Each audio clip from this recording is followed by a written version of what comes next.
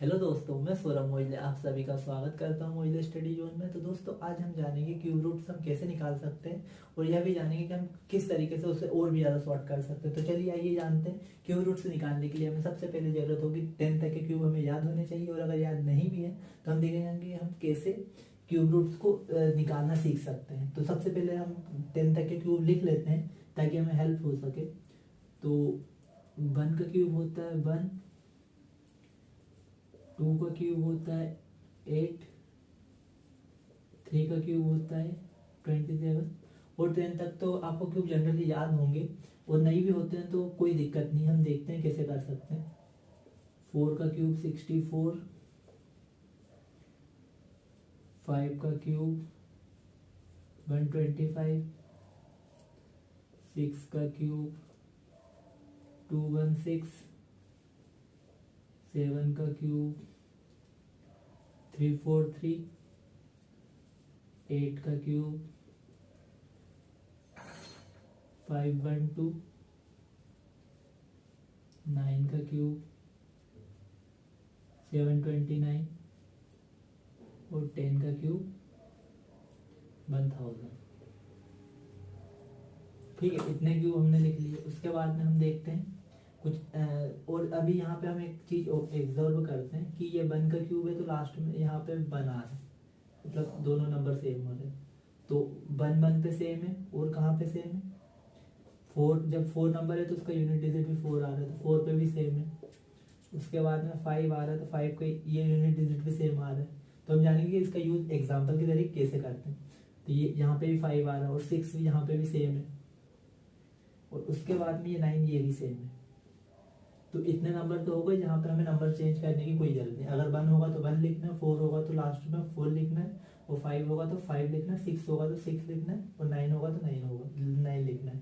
यहाँ तक कोई प्रॉब्लम नहीं। और उसके बाद क्या नंबर चेंज नहीं हो रहा है, तो हमारा एक ये वाला नंबर चेंज हो रहा है, ये नंबर चेंज हो रहा है, और ये 2 नंबर चेंज हो रहे हैं। ठीक है, तो अब इन्हें कैसे हम याद करेंगे तो देखते हैं। यहाँ तक तो क्लियर है। अगर लास्ट में आपको क्यूब रूट्स के लास्ट का यूनिट डिजिट अगर 1 होगा तो 1 ही लिखना है, 4 होगा तो 4 ही लिखना है, 5 होगा तो 5 ही लिखना है, 6 होगा तो 6 लिखना है, 9 होगा तो 9 लिखना है। ठीक है, अब उसके बाद में क्या हुआ है यहाँ पे जे 2, अगर 2 आया तो क्या लिखते हैं, मतलब अगर यूनिट डिजिट 2 होगा तो हम 8 लिखेंगे, और अगर क्यूब रूट्स का लास्ट का यूनिट मतलब कोई क्यूब रूट्स निकालना उसका लास्ट यूनिट डिजिट अगर 8 होगा तो हमें 2 लिखना है, और 2 होगा तो 8 लिखना है, मतलब इंटरचेंज करना है। जो हो मतलब 2 होगा तो 8, और फिर अगर 7 और 3 भी हुआ तो 3 हुआ तो 7 लिखना है हमें, और 7 होगा तो 3 लिखना। तो अब ये हम कुछ एग्जाम्पल के थ्रू जानेंगे हम कैसे आसानी से बहुत आसानी से क्यूब रूट्स निकाल सकते हैं। तो अब हम जानते हैं कि हम इन क्वेश्चंस को कैसे आसानी से सॉल्व कर सकते हैं और हमें कितना टाइम लगने वाला है ये देख लेते हैं। तो सबसे पहले हम इस क्वेश्चन का क्यूब रूट्स निकालते हैं। तो क्यूब रूट निकालने के लिए देखो हमें क्या करना है, सबसे पहले इसके यूनिट डिजिट देखना है। इसमें लास्ट में 2 आ रहा है, तो यहाँ इस नंबर में आपको देखना है कि 2 कहाँ पे आ रहा है। 2 कहाँ पे आ रहा है 8 में आ रहा है, तो यहाँ पे सीधे इस तीनों के नंबर के नीचे मतलब 3 नंबर ये मतलब इन तीनों नंबर को भूल जाओ और इसके नीचे 8 लिख दो। ठीक है, 8 मतलब 8 तीनों को रिप्लेस कर दे। आप कुल मिला के ये सोच लो कि अगर यहाँ पे एक नंबर आ गया तो इन तीनों की जगह बुक होगी, तो ये तीनों अब नहीं आएंगे, मतलब एक नंबर हमारा ये बुक हो गया। अब उसके बाद हमें क्या करना है, और ये मैंने आपको क्या बताया था कि अगर लास्ट में 2 आता है तो 2 इंटरचेंज हो जाएगा 8 से, और अगर लास्ट में 8 आएगा तो 8 इंटरचेंज हो जाएगा 2 से। और क्या बताया था कि 3 होगा तो 3 किससे 7 से इंटरचेंज हो जाएगा। ठीक है, और 7 होगा तो 7 3 से हो जाएगा। तो ये बात आपको याद रखनी, और बाकी तो कुछ याद रखने की जरूरत ही नहीं, क्योंकि 5 आएगा तो 5 ही लिखना है, और उसके बाद में 3 चेंज हो रहा है, और 9 आएगा तो 9 ही लिखना, और कुछ नहीं करना। तो ये इतना समझ आ गया आपको कि अगर ये यूनिट डिजिट 2 आ रहा है तो 2 चेंज कर देगा, 2 8 में चेंज हो जाएगा। और आपने हमारी अगर प्रीवियस वीडियो देखी हो तो उसमें हमने जब स्क्वायर रूट्स निकाले तो हम 2 नंबर्स लेते थे, 2 नंबर्स की जगह पे एक कोई सा भी नंबर लेते। इस बार हम तीनों नंबर्स ले रहे थे, इन तीनों नंबर्स की जगह पे 8 आए। ठीक है, और उसके बाद हमें क्या करना है, हमें इस 54 मतलब एक ऐसा नंबर लेना है जिसका क्यूब इसके पास हो, मतलब इससे छोटा होना चाहिए, इससे बड़ा नहीं होना चाहिए। तो अब आप खुद सोच के देखो क्या हो सकता है। अगर मैं मतलब 4 का लूंगा तो 64 होगा, और फिर हम क्या ले सकते हैं 3 का ही ले सकते हैं, उसके अलावा हमारे पास कुछ ऑप्शन नहीं, क्योंकि 4 उससे बड़ा हो जाएगा। तो ये हमने 3 का ले लिया, तो हमारा आंसर हो गया। बस यही हमारा आंसर, देखा कितनी आसानी से निकाले। और मैंने बताया तो आपको इतना टाइम लगा, अगर आप प्रैक्टिस करोगे तो आपको और कम टाइम लगेगा। तो हम ये वाला एग्जाम्पल लेते हैं। ठीक है, ये इतना बड़ा नंबर है, अब हम कैसे इसको सॉल्व करेंगे। तो सबसे पहले तो तीन नंबर्स की जगह पर कोई भी एक नंबर आने वाला है। तो अब क्या है, 9 की जगह पे हमें सोचने की जरूरत ही नहीं है कुछ, सीधे 9 लिख देना है। ठीक है, ये 9 लिख दिया। उसके बाद अब हम ऐसा नंबर लेना है कि जिसका क्यूब लेने पे इस नंबर के पास पहुंचा जा सके। तो देखो हम 6 लेंगे तो 216 होगा। ठीक है, 6 का क्यूब 216 होता है, तो 6 नहीं ले सकते, इसका मतलब क्या लेंगे, उससे एक छोटा। तो ये 59 का क्यूब होगा। देखा कितनी आसानी से निकाली। अब इनको जल्दी जल्दी आप भी प्रैक्टिस करो और आपकी यहीं पे प्रैक्टिस हो जाएगी। तो अब ये 2 है, तो क्या बोला था कि 2 8 से इंटरचेंज हो जाएगा, तो यहाँ पे 8 लिख दो। और अब इसके पास पूछना है कि ऐसा कौन सा नंबर है जिसका मतलब क्यूब करने पे ये नंबर प्राप्त होता है। तो क्या होता है, 7 का 343, 7 का क्यूब क्या होता है 343 है ना, और 8 का 512 होता है।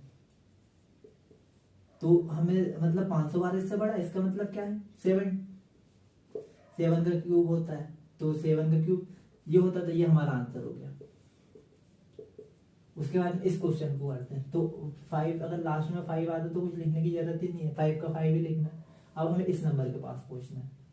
तो देखो 9 का क्यूब 729 होता है ना, और जब हम 10 का करेंगे तो 1000 हो जाएगा। तो इसका मतलब क्या है कि हमें यहाँ पे क्या करना है 9 लिखना है। तो ये हमारा आंसर हो गया, क्योंकि हम 10 नहीं लिख सकते, क्योंकि 10 का जब क्यूब करेंगे हम 10 का अगर क्यूब करेंगे तो 1000 होगा, तो फिर वो तो पॉसिबल नहीं है। मतलब हमें छोटा नंबर हो जाएगा चलेगा, लेकिन बड़ा नहीं होना चाहिए। इसका मतलब 9 के आसपास होगा। तो देखो इसका भी कितने आसानी से, हमारा इतना बड़ा नंबर है हमने कितनी आसानी से निकाल दिया। अब इसका निकालना है। तो ये देखो ये 3 है, तो 3 किससे इंटरचेंज होगा, ये 7 से, सीधे 7 लिख दो। उसके बाद में 4 नंबर है, तो अब इसके पास पहुंचना है। तो देखो 11 का स्क्वायर क्या होता है 1331, ये 11 का क्यूब होता है। ठीक है, तो अब ये इससे छोटा है, इसका मतलब क्या आएगा यहाँ पे 10, तो ये हमारा आंसर हो गया 107 का क्यूब। अब ये वाला चेक कर लेते हैं। तो देखो ये 7 है, तो मैंने क्या बोला था 7 किससे इंटरचेंज होगा 3 से, 7 3 से इंटरचेंज होगा। अब इसके पास पूछना है कि इसके पास का इसका क्यूब कौन सा है। इसके पास का कौन सा क्यूब दिख रहा है आपको, तो 343 और 8 का 512, इसका मतलब 8 हो गया। 512 तो छोटा है ना 571 से, इसका मतलब ये आंसर 83 हो गया।